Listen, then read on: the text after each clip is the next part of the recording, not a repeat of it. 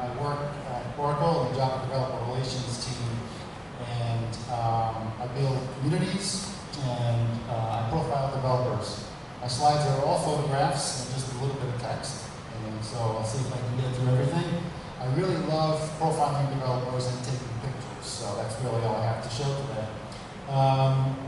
As I said, I used to work at Sun Microsystems, and these are some of the actually leaders of Sun years ago. This image is from 2019 at the Sun reunion in California. At that time, Sun had already died for 10 years. It was taken over by Oracle. And behind me, I'm shooting the image, so behind me there's 1,000 people. And what's interesting about this is that these people built a company that could actually have a reunion 10 years after the company was gone. That's incredible. That's really, really amazing. So that's the power of community and the power of contributing to open source. And those are the types of things we'll be talking about here. So the overall context for what I'm talking about here and all the things I've learned from FOSS developers about career is these people tend to do a few things in common. First, they develop very serious skills. They master things. They're not simply familiar with things, they master them. The second thing they do is they contribute something of value to a community. Okay? And the third thing they do is they actually construct their network, their personal network from those contribution processes. The most important thing is the contribution. Now that entire process is important because it generates value for you, generates value for the community, and also your employers, which is very, very important. So this is the Tokyo Linux user group. I actually live in Japan, and I used to manage this group years ago. And this is a recent image here. So the important thing to remember is everyone wins when everyone contributes. And that's me, and that's my IDE. Years ago, IDEs were strictly hardware. Now, as you know, they're software. And but this is when I was a kid, mostly your age, actually. And this is where I learned the art of craft. This is where I learned to work with craftspeople and artists and hackers. And they were all hardware people because they were in the construction business, but that was my machine. And I used to build homes. I used to dig holes and build homes and grade roads and things like that.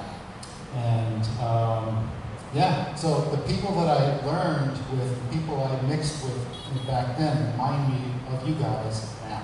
The same mentality, people who use their brains and their hands to actually build something. Okay, the most important thing for your career, I believe, which is based on all the interactions that I've had with developers for 20 years, is the contribution. Okay? When you mix with the community, when you enter a community, participating, showing up is one thing, but it's most important to contribute something. Okay, that's important because that's what cuts through the noise. Communities are very loud and noisy and sometimes hard to understand. Well, recognize that the organizers of the community are specifically looking for contributions. The way you can talk to them is to contribute something. Now, it could be source code, it could be podcasts, or documents, really anything that you want to contribute or anything that the community needs. This is my friend Sai from India, and he's always speaks a lot about contributions. He runs the All India Oracle user group. Now, if you're going to contribute anything anywhere, I highly suggest the FOSS community, which is actually why we're all here, right? And the reason is FOSS communities are designed for contributions. There's an expectation of contribution and merit. They are meritocracies. Just in this one image, this is a long time ago, 2004. There's Java represented here, GNU Linux, Apache, Solaris, and O'Reilly. These were all very large communities. So all based on expectation of contributing. This is where I work now. This is the Java. This is the Java community. It's a very large community of 10 million developers, and obviously very global. This image is it's in Las Vegas at Java 1 a few years ago. And they'll pretty much most of the people there in the image. And along the bottom of the slide, you'll see underlined text. Those are all links. So, so later you can get the slides and you can follow up. It's like 70 links in this presentation. Just my favorite sources for community building and career building.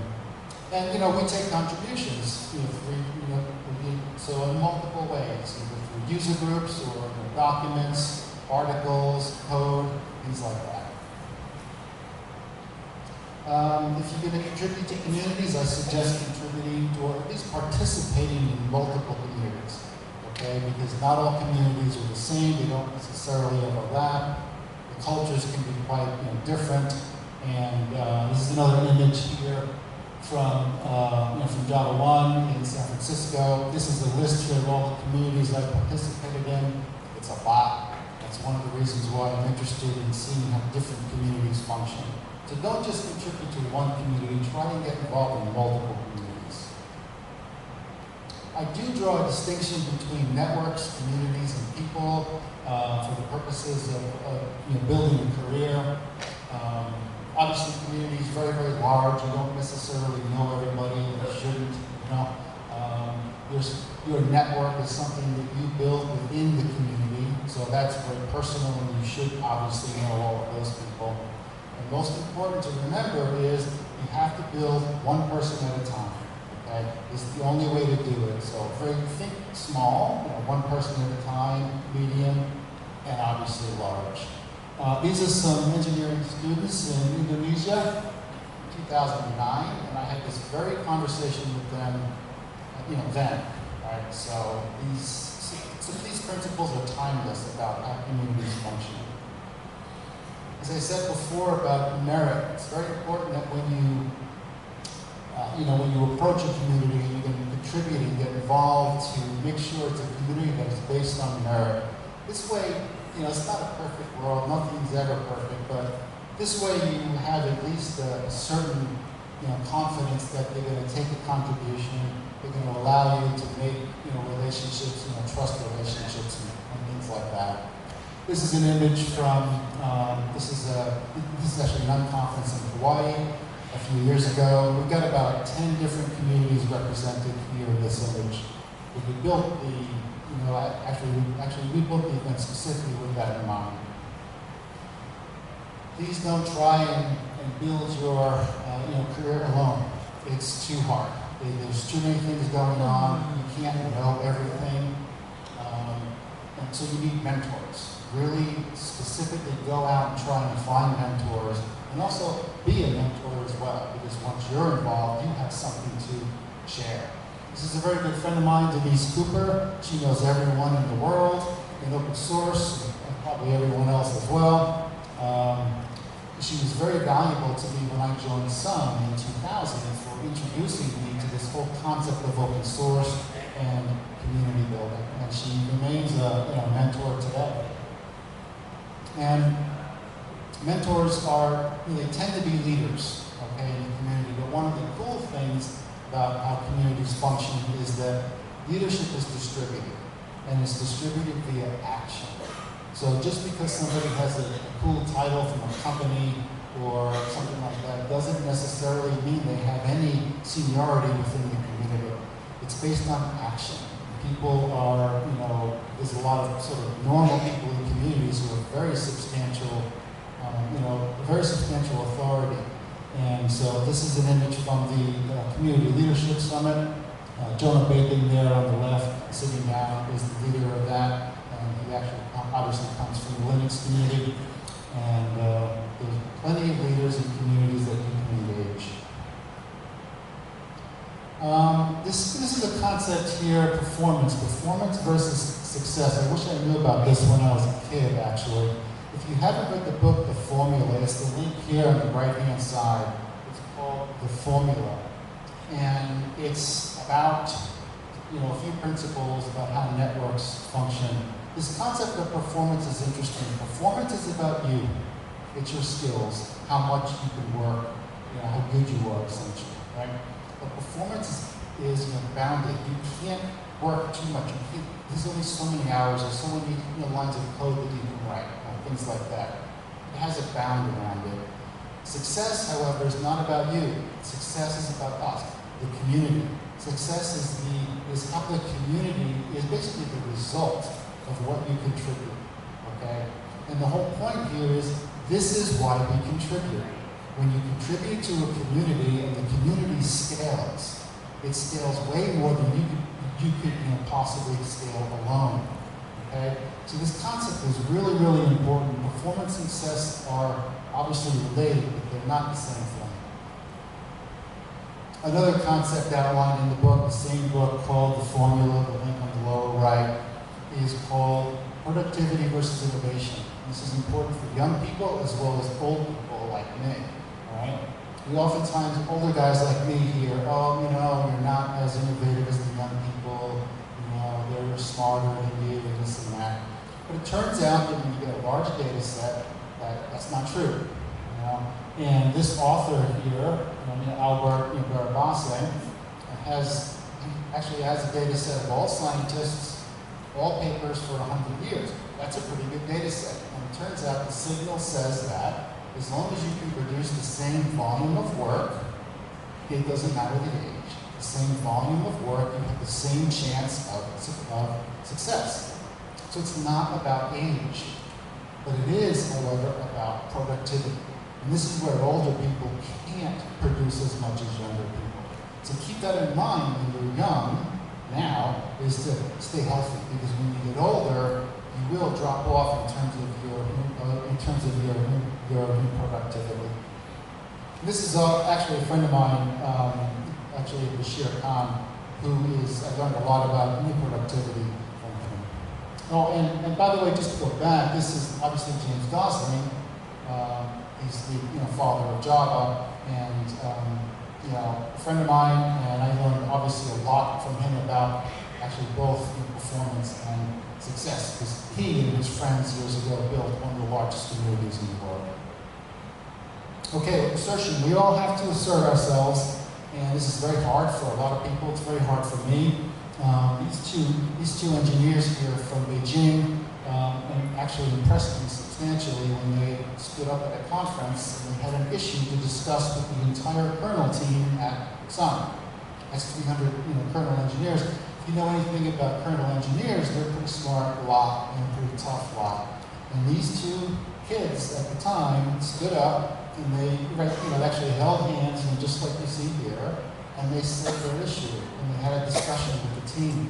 And it just impressed me so much that they did that. It's very assertive. And so be assertive. It's very important, because it's the only way we know our value in real time.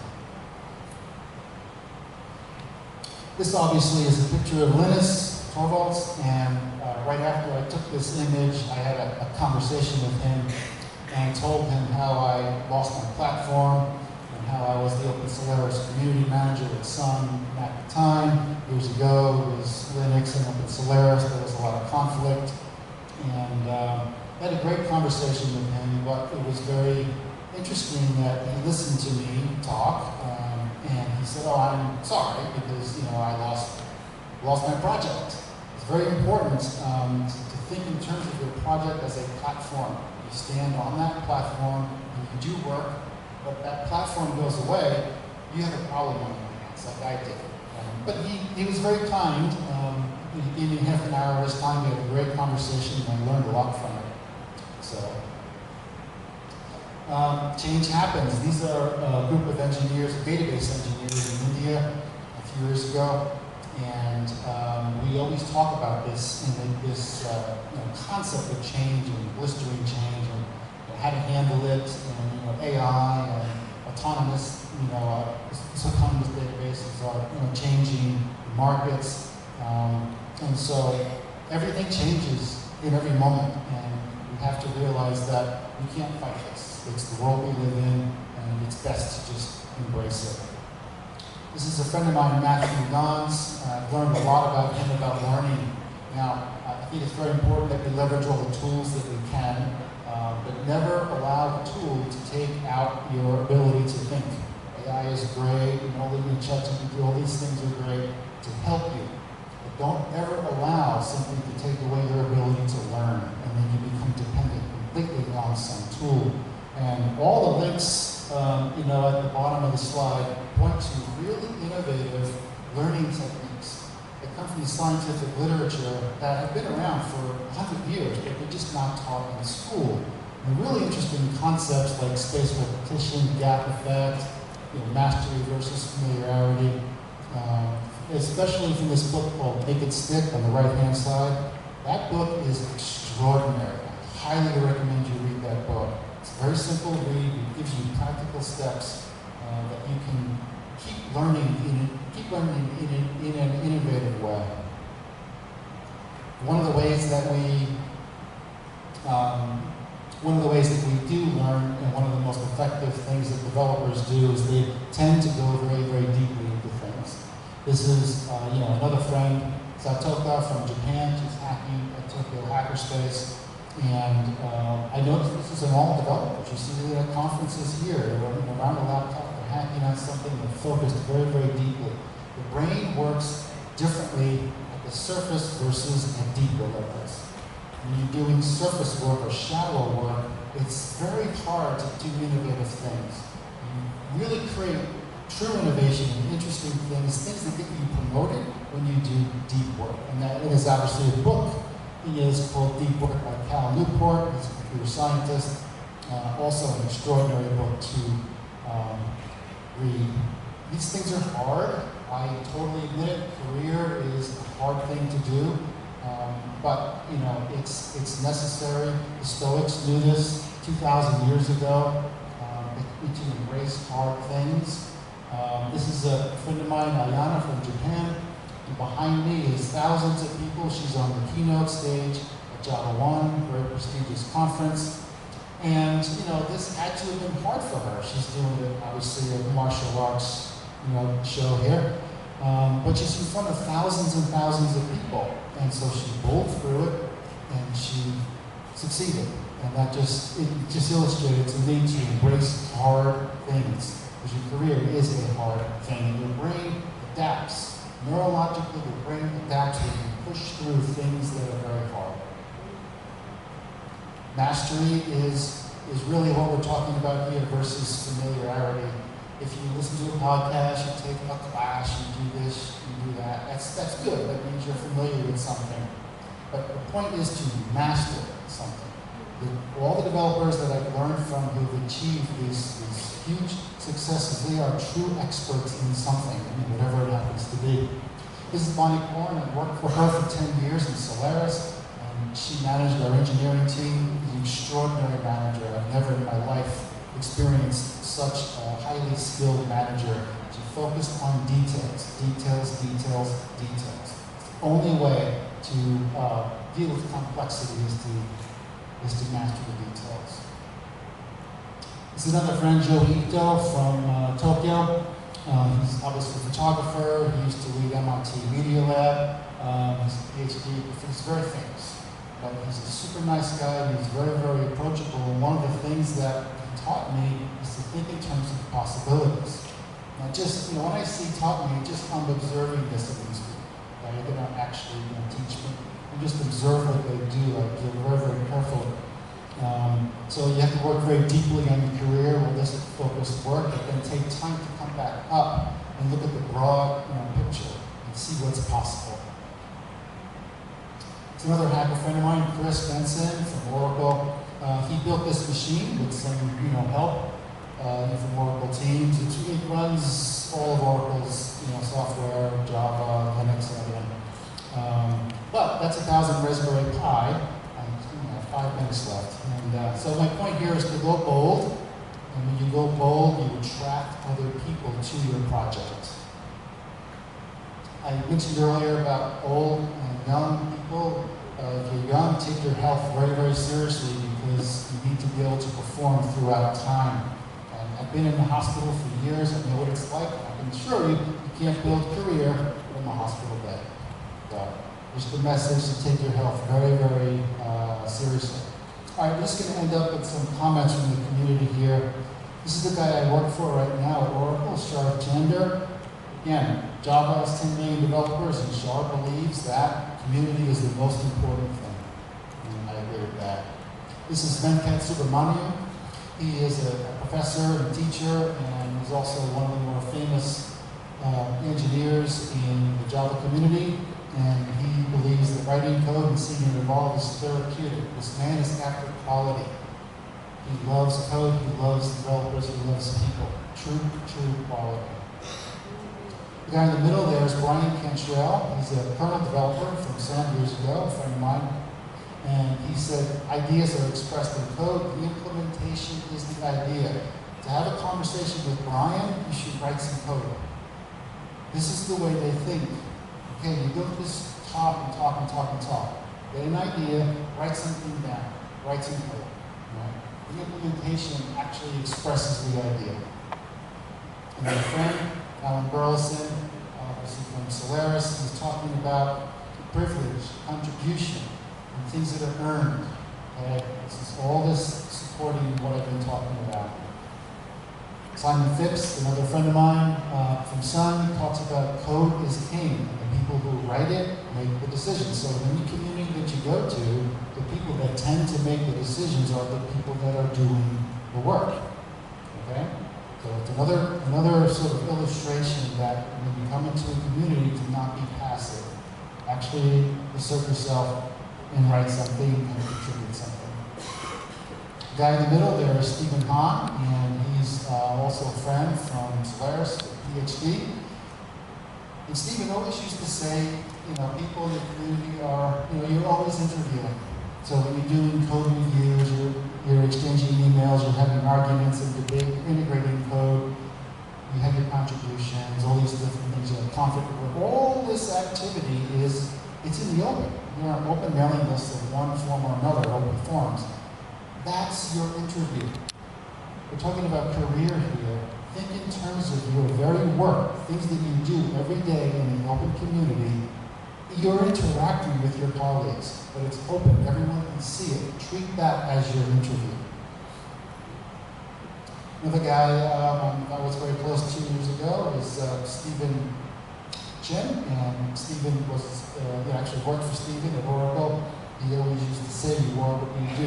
You are what you do right now. Stephen was always very good at engaging new projects and just saying, we'll figure it out. Again, action.